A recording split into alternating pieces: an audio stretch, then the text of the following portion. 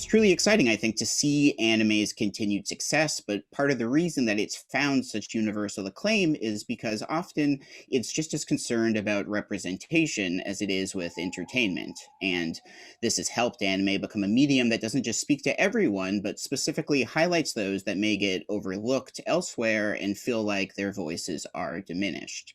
I am Daniel Curlin from Den of Geek, and today I have the pleasure of talking with two talented voice actors on the subject of spotlighting female voices in the anime industry.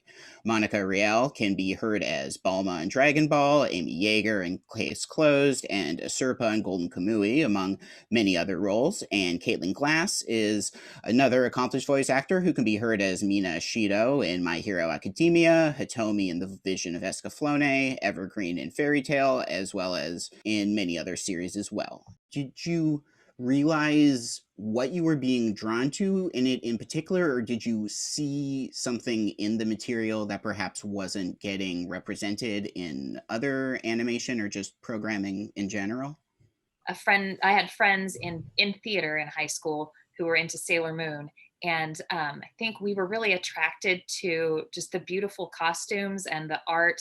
And I did realize at that time that what I loved about it is the variety of personalities represented amongst all of the scouts, and how you could see yourself in one or more of them.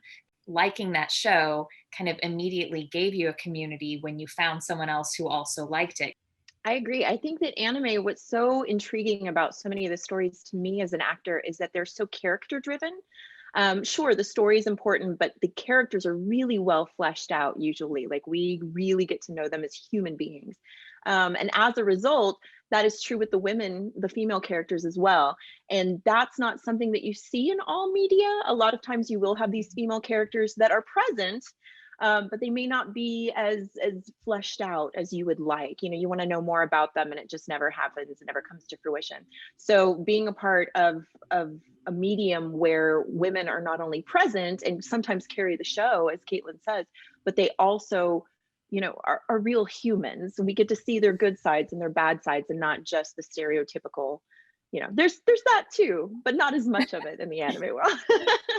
Like you guys were saying with Sailor Moon, I think like it does such a good job with projecting different types of female relationships in shows. I mean, Sailor Moon specifically, I think kind of helped normalize same-sex female relationships way ahead of the curve. And just, does it feel good to be a part of that inclusivity and to see it evolving even further, like a decade, 2 decades later? I would say 100%. One of my first memories in voice acting was an audition that I went to. And I remember being so amazed that the character that I was playing in this audition was a lesbian. And I was so excited because, at that time in the late 90s and the early 2000s, that wasn't really huge in media.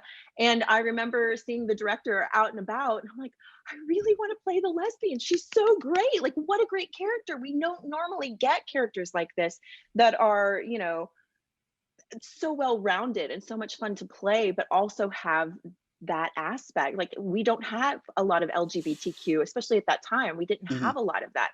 So to be able to play a character, it's so cool. It was so neat. And I felt like it was kind of life changing, because then you go from there and it's like all those stigmas working in that industry just kind of disappeared. It's a medium of storytelling, so there's so many genres of stories within it, so there is something for everyone. And as far as LGBTQ content goes, I think that here in the States we're actually able to, the States or Western society, able to handle that material in a way that respects it, possibly more than the Japanese even do.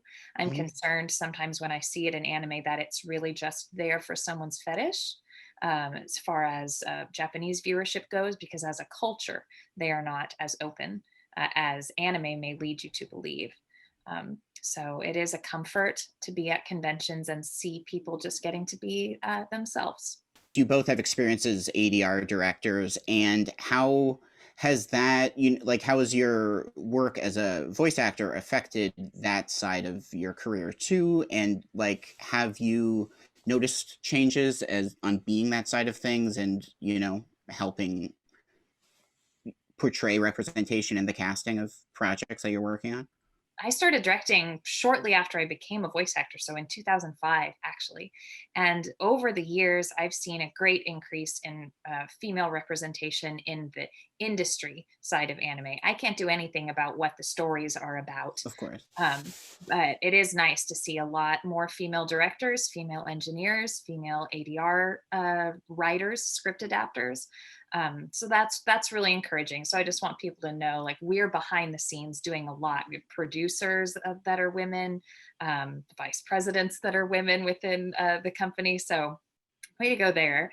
At Funimation, I'm able to cast my own shows, and it's really important to me that the shows that I dub sound like the people who watch them. I mentioned when we can go to conventions and we see all the people there getting to be themselves. It is the most wonderful, diverse picture I've ever seen in my life. People from all walks of life, all races, all sexual orientations and genders, just hanging out, having a good time together. I'm like, I really want the shows that I produce, that I direct, to sound like these people. So I've made it my goal in the last handful of years to be more diverse in my casting and be purposeful about it. You've mentioned conventions and like having people get back to you about feeling represented in the stuff that you're producing, but are there just any in particular memories that really stand out or have resonated with you about working in anime? Bulma, it has been a big one. I've had so many women come to me and go, man, I just want to say thank you because what a strong lady. I'm pro Bulma. And I'm like, that's great. And that's a great role model. Like, finally, I have a role model that I can go, hey, little girls, look, you can be a scientist and you can be spunky and you can be all of these things together. And that's cool. It's totally okay. Very early on, 2004, 2005, people were always asking, how can I be a voice actor? And all of us would be like, oh, God. You know, we look at each other like, who wants to go? And it would kind of be this really annoying question that we have to get out of the way so then we can keep going. But over the years, I've realized answering that question time after time after time, and videos of those panels going up on the internet, and you can find them on YouTube and stuff, has truly shaped a generation of young actors in a way that I did not expect. Like, I used to kind of just roll my eyes at it, like, oh, here's some kid who likes anime, who wants to be in cartoons. But the folks that really had it in their heart to make this their way of life are doing it. And they're my colleagues now. And it's amazing. It's amazing. It is so cool. I'm so proud of them. There was a time in this field when I thought, is this all I could be doing? I mean, I have a degree. I wanted to go on the stage. I wanted to go study abroad. I wanted to do Shakespeare and like do all of these things. Am I like settling by putting down roots in this anime dub world? And to look back and realize that we have honestly and truly made a mark on the industry in the West in a positive way that is shaping young lives and giving young artists a place to call home is like, well, okay. Okay, then. It's all right. I did okay. We're doing good. And let's keep doing it. Let's keep doing it. It's really amazing when the first few times I recognized somebody at the studio that was someone that told me in an autograph line, like, someday I'm going to work with you.